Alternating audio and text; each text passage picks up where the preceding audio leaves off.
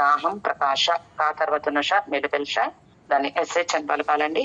ఆ షా తర్వాత ఉన్న అక్షరం ద్విత్వాక్షరం, సాకి సావత్తు వచ్చింది కనుక షా నుంచే అని వచ్చేసేయాలి. ప్రకాశ సర్వస్య, ప్రకాశ ప్లస్ సర్ ప్లస్ వస్ ప్లస్ య.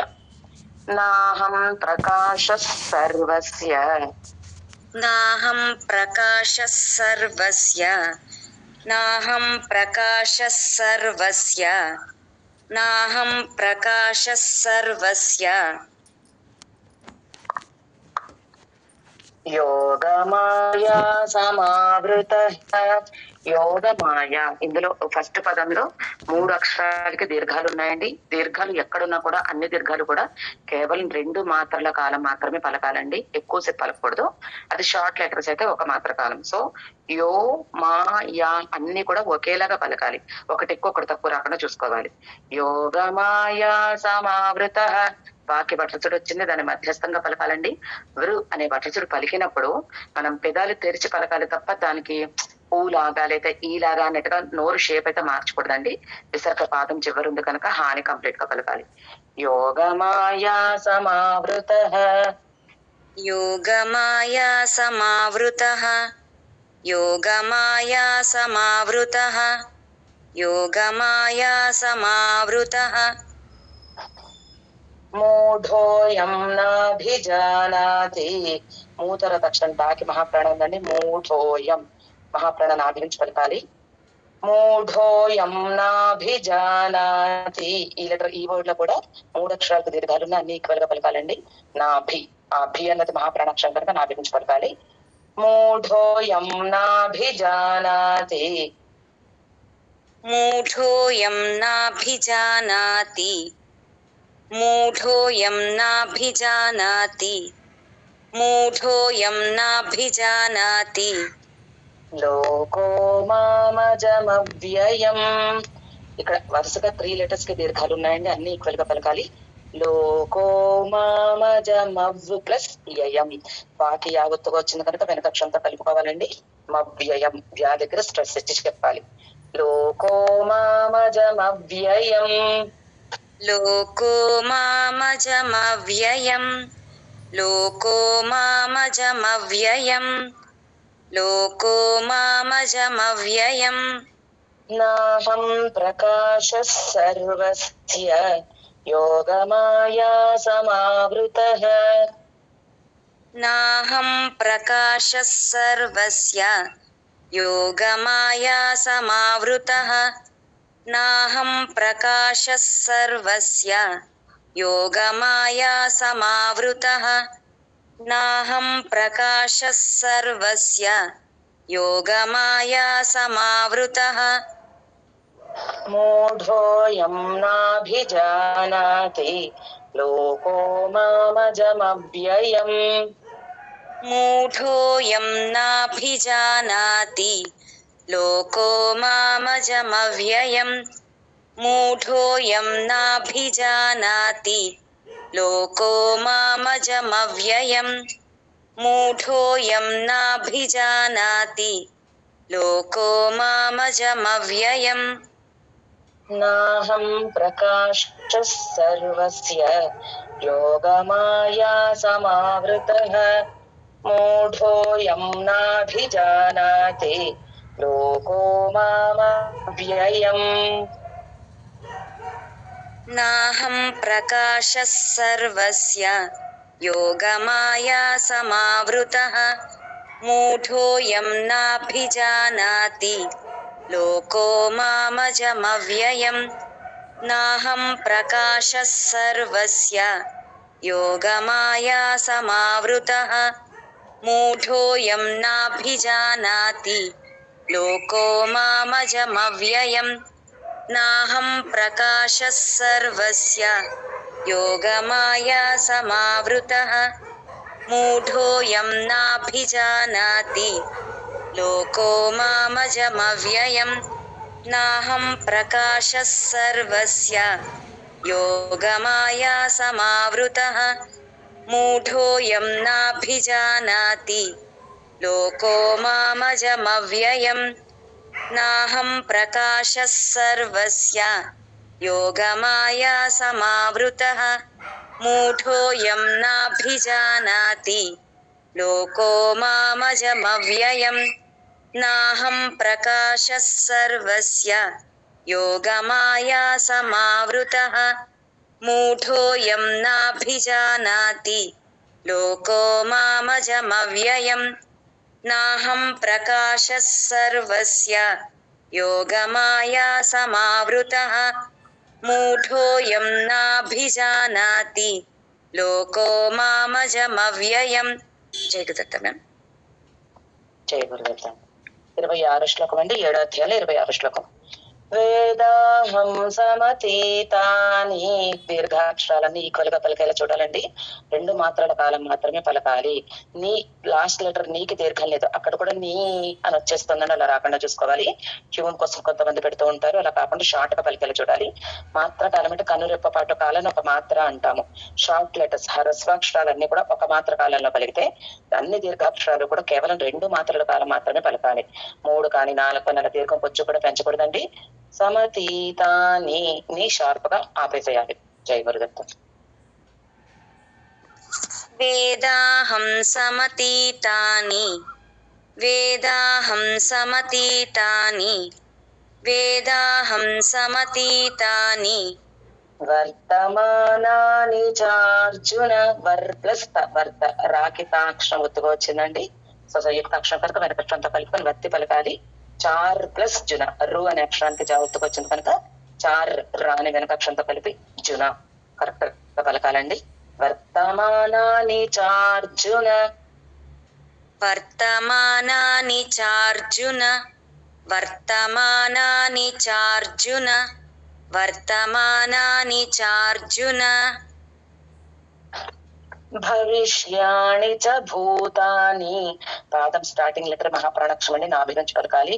భవిష్ ప్లస్ యాణి చ. ష అనేది మూర్ధన్య షకారం అండి, షణ్ముఖ షష్ఠిలో ష ఇది. దీన్ని మూర్ధన్య షకారం అంటారు కదా, దానికి యా ఒత్తుగా వచ్చింది. సో నాలిక మడిచి చెప్పాలండి ష అన్నది అండి. ఆణ క్లియర్ గా ఉండేలా చూసుకోవాలి. భూతాని, భూ మహాప్రాణాక్షరం, తా దీర్ఘం ఉందండి, ఈక్వల్ గా పలకాలి. భవిష్యాణి చ భూతాని. భవిష్యాణి చ భూతాని భవిష్యాణి చ భూతాని భవిష్యాణి చ భూతాని మాంతు వేదన కశ్చన. సున్నాకి ముందు, సున్నా తర్వాత తాగుడింపు రియాక్షన్ వచ్చినప్పుడు దానికి పెదాలు కలపకుండా ఎన్ అన్నట్టుగా పలుకుతుంది. మాన్ అని చెప్పకపోయినా కూడా పెదాలు కలపకుండా చెప్పాలి. మాం చెప్పినా కూడా ఓకే, ఎందుకంటే అది పదం చివర, అది సింగిల్. మాం కూడా ఒక పదమేనండి, ఆ చివరి ఉంది కనుక ఎం పెట్టినా ఓకే, కానీ అసలైతే ఎన్ పలకాలి. 2 అయినప్పుడు 2 ఏది చెప్పినప్పుడు తప్పైతే కాదు. మాంతు వేదన కశ్చన, కష్ అని పలకాలండి. కష్ పలుకుతారు కొంతమంది, ఎలుకలు సాని సా పలికేస్తూ ఉంటారు, సా కాదు కష్, ఎస్హెచ్ రావాలి. మాంతు వేదన కశ్చన. ఆ చా చెప్పినప్పుడు చాకి మహాప్రాణం రాకుండా చూసుకోవాలండి. మహాప్రాణం పెట్టేస్తుంటారు, గాలి రాకూడదు, కొట్టినట్టుగా ఫోర్స్ గా చెప్పకూడదు. మాంతు వేదన కశ్చన. మాంతు వేదన కశ్చన మాంతు వేదన కశ్చన మాంతు వేదన కశ్చన వేదాహం సమతీతాని వర్తమానాని చార్జున. వేదాహం సమతీతాని వర్తమానాని చార్జున వేదాహం సమతీతాని వర్తమానాని చార్జున వేదాహం సమతీతాని వర్తమానాని చార్జున భవిష్యాణి చ భూతాని మాంతు వేదన కశ్చన. భవిష్యాణి చ భూతాని మాంతు వేదన కశ్చన భవిష్యాణి చ భూతాని మాంతు వేదన కశ్చన భవిష్యాణి చ భూతాని మాంతు వేదన కశ్చన. వేదాహం సమతీతాని వర్తమానాని చార్జున. భవిష్యాణి చ భూతాని మాంతు వేదన కశ్చన. వేదాహం సమతీతాని వర్తమానాని చార్జున భవిష్యాణి చ భూతాని మాంతు వేద న కశ్చన వేదాహం సమతీతాని వర్తమానాని చార్జున భవిష్యాణి చ భూతాని మాంతు వేద న కశ్చన వేదాహం సమతీతాని వర్తమానాని చార్జున భవిష్యాణి చ భూతాని మాంతు వేద న కశ్చన వేదాహం సమతీతాని వర్తమానాని చార్జున భవిష్యాణి చ భూతాని మాంతు వేద న కశ్చన వేదాహం సమతీతాని వర్తమానాని చార్జున భవిష్యాణి చ భూతాని మాంతు వేద న కశ్చన వేదాహం సమతీతాని వర్తమానాని చార్జున భవిష్యాణి చ భూతాని మాంతు వేద న కశ్చన వేదాహం సమతీతాని వర్తమానాని చార్జున భవిష్యాణి చ భూతాని మాంతు వేద న కశ్చన. జయగుదత్త మ్యామ్. జయగురుదత్త అండి. 7వ అధ్యాయంలో 27వ శ్లోకం అండి. ఇచ్ఛా ద్వేష సముత్థేన, అచ్చుతో స్టార్ట్ అయిందండి. ఈ అన్నది గొంతులోంచి వచ్చేలా చూసుకోవాలి. ఇచ్ఛా, చాకి చాగుతూ దీర్ఘం మహాప్రాణం. ఇక్కడ మహాప్రాణం కూడా క్లియర్ గా రావాలండి. ఇచ్ఛాత్ ప్లస్ వేష, ఆ వా ఒత్తుగా వచ్చింది కనుక వెనకక్షంతో కలుపుకోవాలి, నొక్కి చెప్పాలి. సముత్ ప్లస్ థేన, తే కింద ఉన్న అక్షరం మహాప్రాణాక్షరం అండి. నాభి నుంచి కలపాలి. ధకారం కాదు, థ, అది ఒత్తు థ చూసుకోవాలి. ఇచ్ఛా ద్వేష సముత్థేన,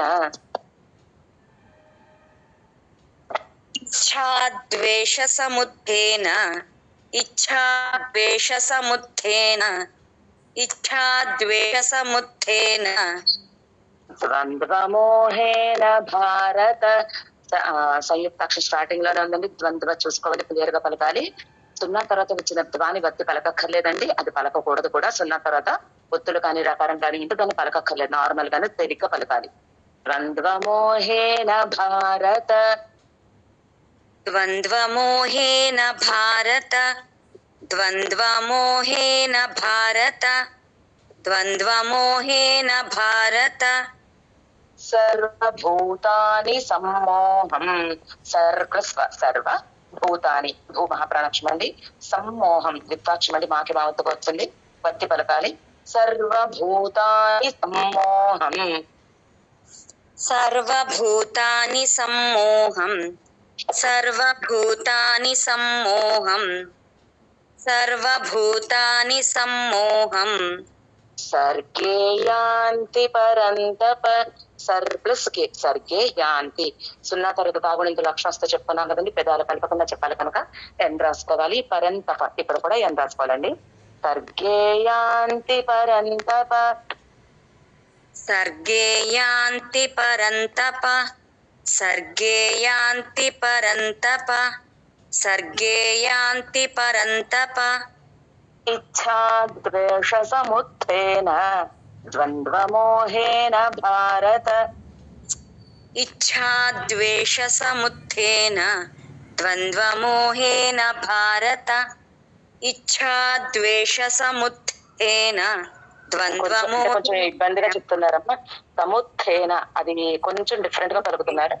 ఒక్కసారి చెప్పండి మ్యామ్, ఒక్కసారి చెప్పండి. ఇచ్ఛా ద్వేష సముత్థేన, థే ముత్థేన, ముత్థే సముత్థేన అంటే ఎక్కువ స్ట్రెస్. ఓకే మ్యామ్, ఇప్పుడు కరెక్ట్ గా చెప్పారు. Okay ma'am. ఇచ్ఛాద్వేష సముత్థేన ద్వంద్వమోహేన భారత, ఇచ్ఛాద్వేష సముత్థేన ద్వంద్వమోహేన భారత, ఇచ్ఛాద్వేష సముత్థేన ద్వంద్వమోహేన భారత సర్వభూతాని సమ్మోహం సర్గే యాంతి పరంతప. సర్వభూతాని సమ్మోహం సర్గే యాంతి పరంతప, సర్వభూతాని సమ్మోహం సర్గే యాంతి పరంతప, సర్వభూతాని సమ్మోహం सर्गे यान्ति परन्तप इच्छा द्वेष समुत्थेन द्वन्द्वमोहेन भारत सर्वभूतानि सम्मोहं सर्गे यान्ति परन्तप इच्छाद्वेषसमुत्थेन इच्छाद्वेषसमुत्थेन द्वन्द्वमोहेन भारत सर्वभूतानि सम्मोहं सर्गे यान्ति परन्तप इच्छाद्वेषसमुत्थेन द्वन्द्वमोहेन भारत सर्वभूतानि सम्मोहं सर्गे यान्ति परन्तप इच्छाद्वेषसमुत्थेन द्वन्द्वमोहेन भारत सर्वभूतानि सम्मोहं सर्गे यान्ति परन्तप इच्छाद्वेषसमुत्थेन द्वन्द्वमोहेन भारत सर्वभूतानि सम्मोहं सर्गे यान्ति परन्तप इच्छाद्वेषसमुत्थेन द्वन्द्वमोहेन भारत सर्वभूतानि सम्मोहं सर्गे यान्ति परन्तप इच्छाद्वेषसमुत्थेन द्वन्द्वमोहेन भारत सर्वभूतानि सम्मोहं सर्गे यान्ति परन्तप इच्छाद्वेषसमुत्थेन द्वन्द्वमोहेन भारत सर्वभूतानि सम्मोहं सर्गे यान्ति परन्तप इच्छाद्वेषसमुत्थेन द्वन्द्वमोहेन भारत सर्वभूतानि सम्मोहं सर्गे यान्ति परन्तप जय गुरुदत्त मैम జయ గురుదత్తమ్మ. 7వ అధ్యాయంలో 28వ శ్లోకం అండి. అచ్చుతో కాదు, ఇక్కడ ఏల యారాలాభాలో యా అక్షరానికి యాగుణింతలో ఏ వస్తుందండి. దీన్ని ఏ అని పలుకుతారంటే ఇప్పటి వరకు అచ్చులన్నీ కాన్షియస్ గా పలికి ఇక్కడ కూడా ఏషాం అని వచ్చేస్తున్నది కాదండి. ఇది హల్లే, దీన్ని యాలానే పలకాలి. జాగ్రత్తగా నోట్ చేసుకోవాలి. ఏషాం త్వంతగతం పాపం. మూర్ధన్య షకారం అని నాలుక మడిచి చెప్పాలి. మెలికల్స్ అని నాలుక పడుకోబెట్టి చెప్తాము, కానీ ఇది మూర్ధన్య షకారం. ఈ షా ఎక్కడున్నా కూడా నాలుక మడిచి చెప్పాలి. ఏషాం త్వంతగతం పాపం. మ్యామ్ ఎన్ సౌండ్ కదా మేము ఇక్కడ. అవునండి, ఎం చెప్పినా కూడా ఓకే, కానీ అసలైతే ఎన్నే. సో ఎం కూడా రాంగే కదా, ఏషాం త్వంత అని. బట్ అంటే కొంతమందికి ఒకలా అలవాటు అయిపోతుంది కదా, ఎన్ పలికితే మంచిది. If it is M also wrong కాదు, కాకపోతే అలవాటు చేసుకుంటే మంచిది. ఎన్ ఏషాన్ త్వంత అంటే పెదాలు కలపకుండా, ఎన్ అంటే ఏషాన్ అని చెప్పకూడదు, పెదాలు కలపకుండా చెప్పాలి. ఏషాన్ త్వంతగతం పాపం. ఏషాం త్వంతగతం పాపం. ఏషాం త్వంతగతం పాపం. ఏషాం త్వంతగతం పాపం. జనానాం పుణ్యకర్మణాం.